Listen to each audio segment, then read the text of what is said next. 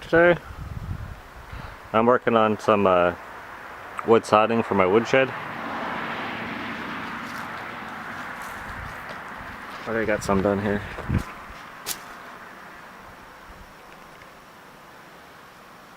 If you're wondering what that stick is there for, that's my partner. It holds up the other end while I'm nailing the one side on. Just putting 3 nails in. One there, one in another, one in the center, and one on the end.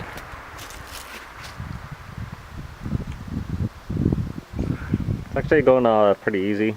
I've only been working at this for an hour. That's milling the boards, dragging the wood out of the woods. I'll show what I'm using. You guys would have seen this in a few of my other videos, I believe. It's my little so-called chainsaw mill I made up.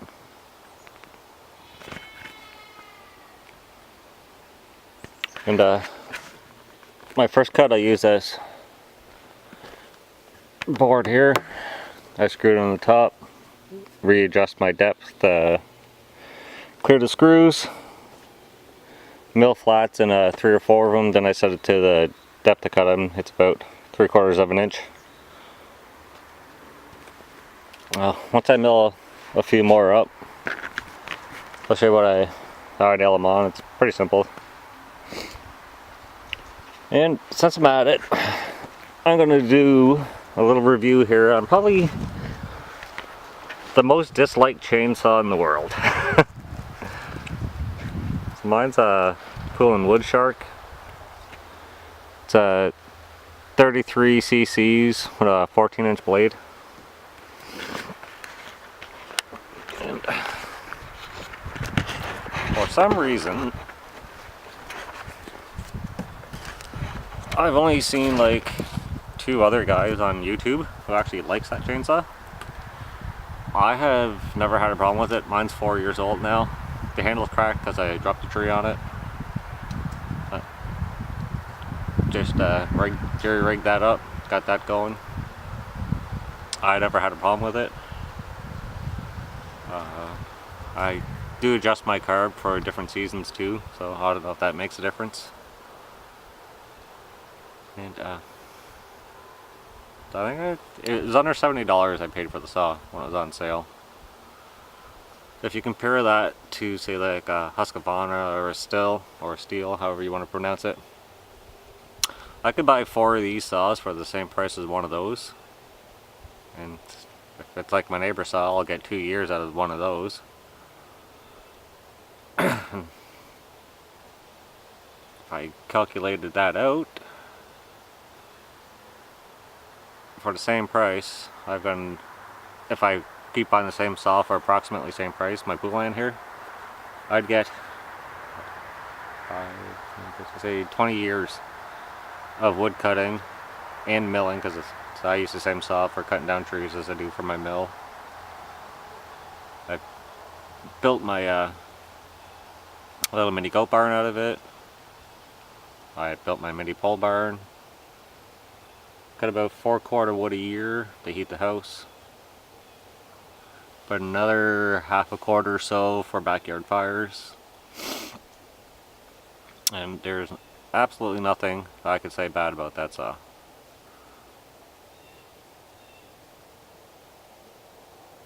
Well, I guess there is one thing. I wish I had to get a bigger one. It's definitely underpowered for what I use it for.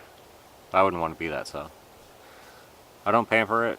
Half of the time I just leave it hanging up in a tree out in the woods in the rain and the snow.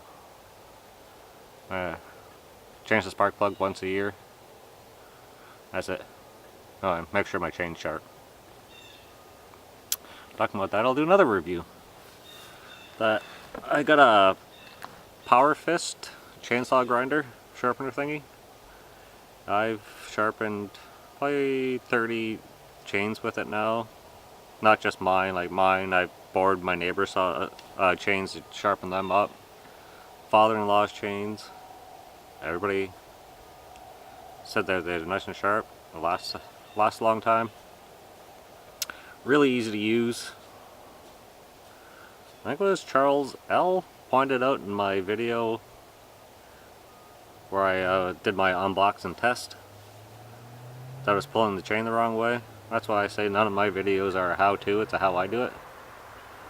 But after my second time using it, I did realize that I was pulling the chain the wrong way, so I do go the proper direction now, so the little locking lever actually works the way it's supposed to. So, I'll go drag some more wood out here, show you the different setup I use for my mill, and then show you how I nail up some of those boards. So that's what a log looks like when I started out.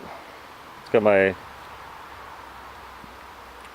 straight edge screwed to it, and then you can see my gap here is much bigger. I think it's 2 3/4 from the edge of the outside edge of the tooth to the inside of the board. That gives me my clearance for the thickness of the wood here, and so I don't nick any of the screws that I used to hold it on with. So I'll rip my slab off the top here, change my depth, and then we'll go from there. I would do so there's the slab I got left after I finish milling, and I'll just go over here in my firewood pile.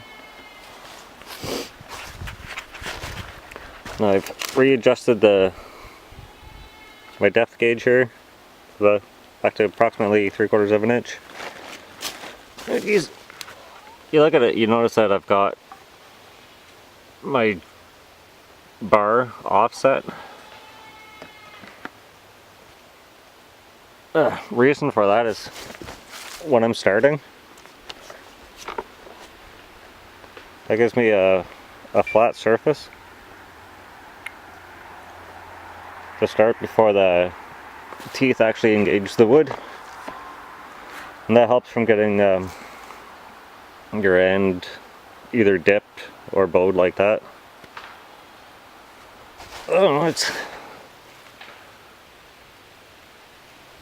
a somewhat straight piece of board there that I'll get out of this, and the jig cost me nothing.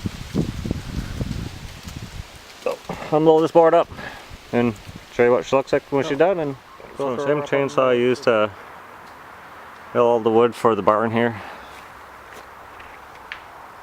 Just gotta build a door. That's actually what I was planning on starting with today, but there was a change of plans.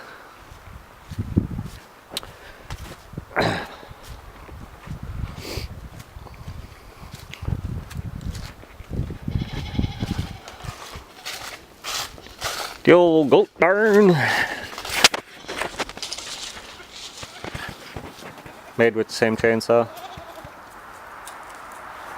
You guys do notice that I've put a front on it now with a door. It's on 2 pulleys, so I can open and close the door from outside. Hey Frank. For my starting edge, I just used a couple of pallets. Get the shadow out of the way.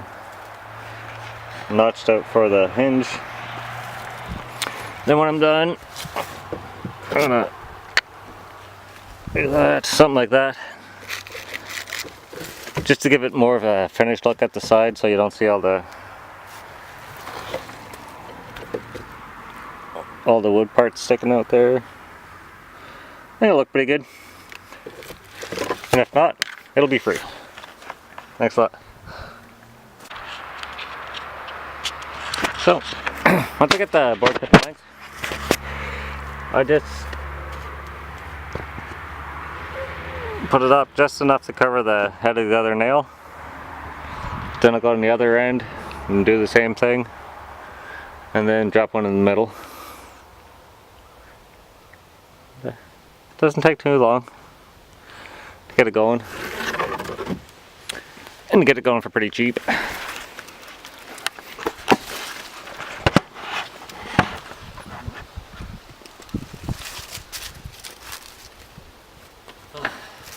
So bright, I hope. There, let me move my sweater.